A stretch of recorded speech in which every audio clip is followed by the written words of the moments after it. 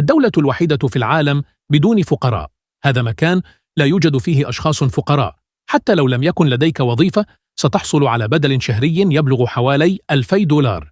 رغم أن مساحة الدولة لا تتجاوز 11,000 كيلومتر مربع، فإن متوسط الدخل السنوي للفرد يتراوح بين 70,000 دولار و100,000 دولار. منذ لحظة ولادتك لست مضطرا لدفع تكاليف التعليم أو الرعاية الطبية أو التقاعد، لأن الحكومة تتكفل بكل شيء.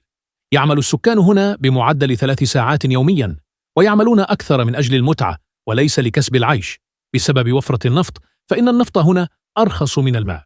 يبلغ سعر برميل البنزين $1.50. السكان المحليون أغنياء جدا لدرجة أنهم يرمون المال في الشوارع أحيانا.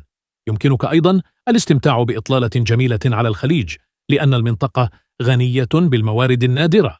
العادات في قطر صارمة جدا، وفيما يتعلق بالنساء فإن تعدد الزوجات قانوني. هل ترغب في تجربة هذا المكان؟